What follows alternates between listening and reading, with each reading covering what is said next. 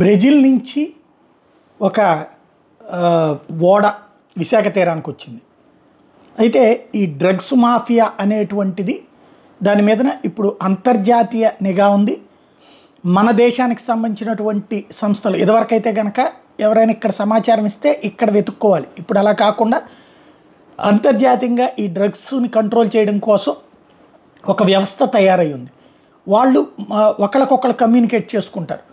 Europe దేశాలు ఇవన్నీ కూడా అట్లాంటి ఒక ప్లాన్ చేసుకుని దాంట్లో భారత్ను కూడా భాగస్వామ్యం చేసుకుని దాంతో ఏ షిప్పుల్లో ఎట్లా ఉన్నది అక్కడ అనుమానాస్పదంగా ఎక్కిన తర్వాత వాళ్ళ నోటీస్కి వచ్చిన వెంటనే ఆ కన్సర్న్ రూట్లో చెప్తారు.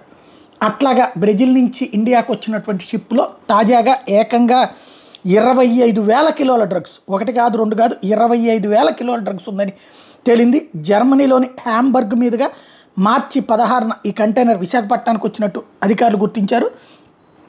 దీని మీదన సిబిఐ డైరెక్ట్గా ఒక స్టేట్మెంట్ ఇచ్చింది. ఇదంతా కూడా తమకు సంబంధించినటువంటి ఇష్యూ అన్నది. As a part of operation Garuda, CBI detains a shipping container suspected to have narcotics drugs mixed with around 25,000 kg inactive dried yeast. Entire consignment seized and case registered. It is fight against organized drug cartels on an international level as a part of Operation Garuda. CBI acting as an input received through Interpol and with the assistance of Customs Department Visakhapatnam detained shipping container at Visakhapatnam port.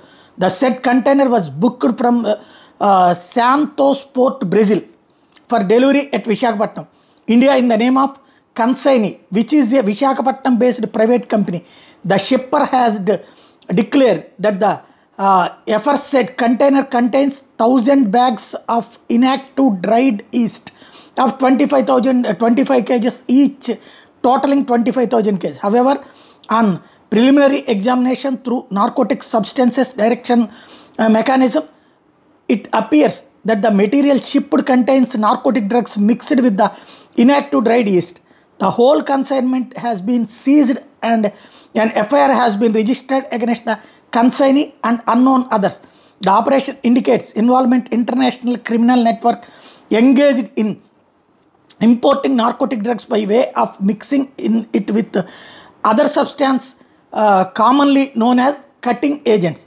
In the past also, on basis of Interpol input, CBI has conducted operations and registered offences under NDPS Act in furtherance of its commitment forwards fighting the drug menace at an international level. ఇది ఓవరాల్గా అంతర్జాతీయంగా ఇందాక నేను చెప్పినటువంటిది. కానీ ఒకరికొకరు సమాచారం ఇచ్చి పుట్టుకుంటున్నారు. ఆ సమాచారం ఆధారంగా సిబిఐ దీని మీద రైడ్ చేసింది, అరెస్ట్ చేసి ఇదే స్వాధీనం చేసుకుంది.